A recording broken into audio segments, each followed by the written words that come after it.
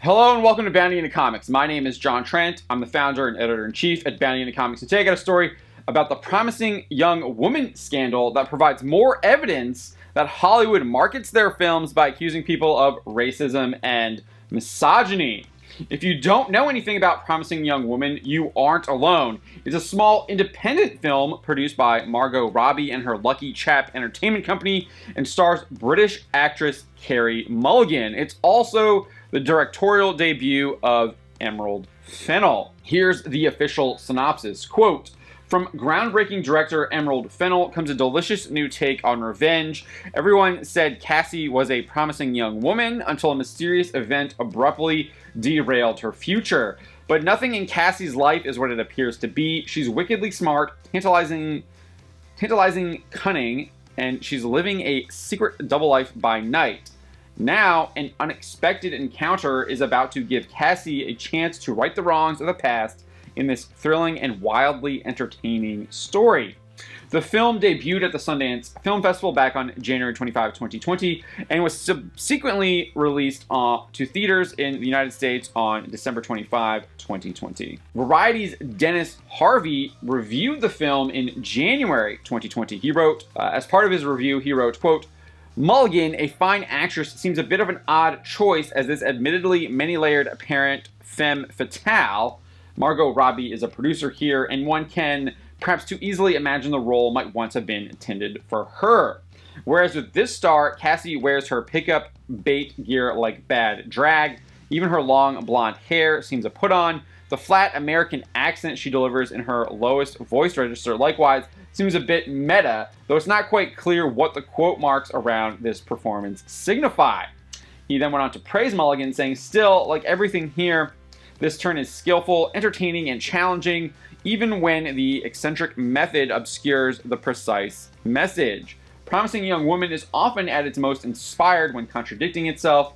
One of the grimmest scenes here is accompanied by something utterly incongruous from The King and I, and the frisson between image and song is so flummoxing it's rather brilliant." There didn't seem to be any controversy around the review at the time, and I just want to reiterate that the review was written over a year ago in January 2020.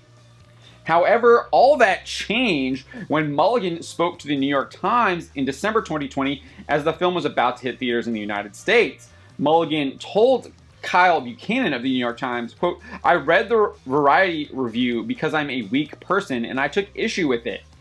I felt like it was basically saying that I wasn't hot enough to pull off this kind of ruse.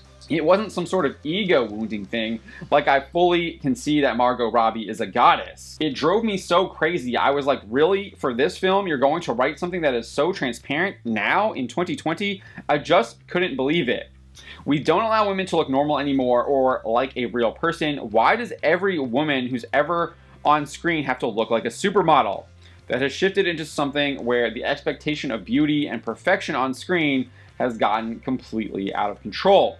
She concluded, "I just don't think that's really what storytelling or acting needs to be about. Things can be beautiful without being perfect." Following Mulligan's comments, Variety would add an editor's note to Harvey's review.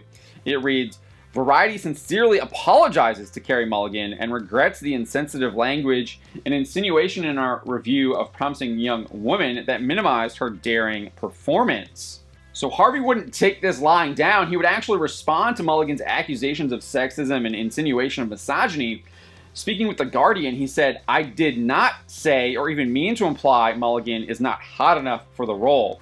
He says, "I'm a 60-year-old gay man. I don't actually go around dwelling on the comparative hotness of young actresses, let alone writing about that." He then told the British magazine that he was, quote, "appalled to be tarred as misogynist, which is something very alien to my personal beliefs or politics. This whole thing cannot be more horrifying to me than if someone had claimed I was a gung-ho Trump supporter." Harvey would go on to provide clarity about the parts of the review that Mulligan took issue with, and then called into question Mulligan's own reaction. He said, "I assume that filmmakers who created such a complex, layered movie wouldn't interpret what I wrote as some kind of simple-minded sexism. And while Carrie Mulligan is certainly entitled to interpret the review however she likes, her projection of it suggesting she's not hot enough is, to me, just bizarre. I'm sorry she feels that way, but I'm also sorry that's a conclusion she would jump to because it's quite elite. He then went on to point out that the film's US distributor, Focus Features, which is a unit of NBC Universal, quote, immediately asked permission to use multiple pull quotes from the review in their marketing a year ago. Harvey went on to question the timing of Mulligan's accusations, which, as I noted before, which he says came as, quote, the film was finally being released, promoted, and Oscar campaign. He stated that it wasn't until the film was being marketed and promoted that his review was, quote, belatedly labeled insensitive and flagged with an official apology, end quote.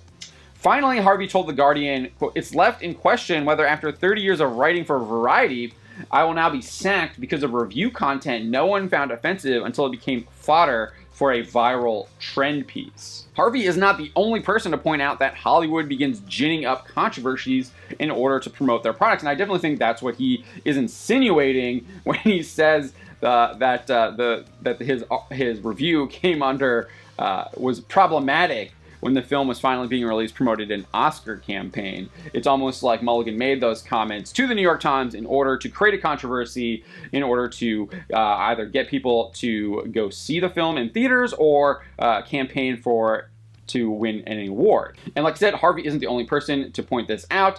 Most recently, Justified author John Della Rose claimed that Disney's marketing strategy for Star Wars: The High Republic was calling fans racist.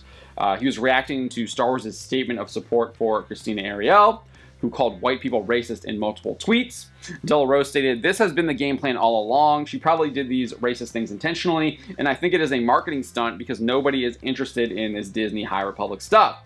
He continued, if you've gone through and even perused it, it just looks like an awful outing, and it's very clear they're pushing people in there as diversity hires intentionally. It's sort of an Al Sharpton shakedown, but with science fiction, and nobody is going to want it.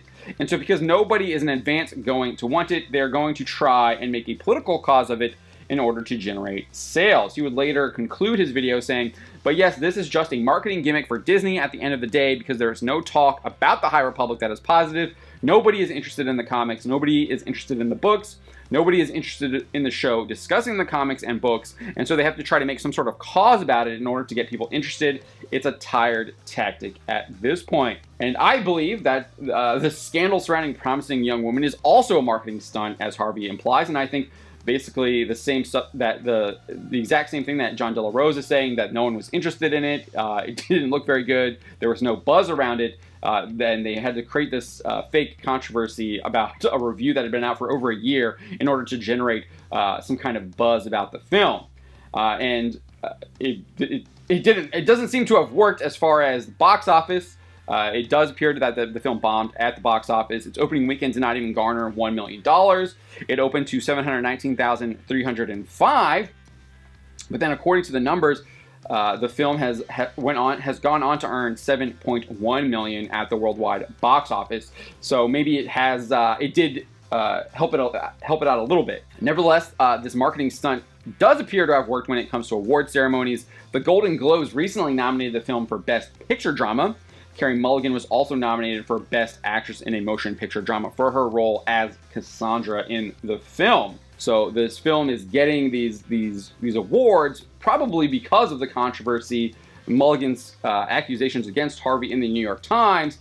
And so all of these awards are coming at the cost of Dennis Harvey's review, which honestly was pretty innocuous and seemed to, I thought it seemed to be a generally positive review, and it seemed like Focus Features also thought it was positive, as Harvey says they wanted to use it for the promotion of the film. And so it kind of leaves us with the question, who is Dennis Harvey next to the Me Too movement and Hollywood-endorsed agendas? These people don't care about you, and they're willing to throw people under the bus that have worked for them for 30 years. Variety had no qualms issuing an apology for something that didn't even need to be, there was no need for an apology, and they threw Harvey under the bus because they bowed to this Hollywood-endorsed agenda.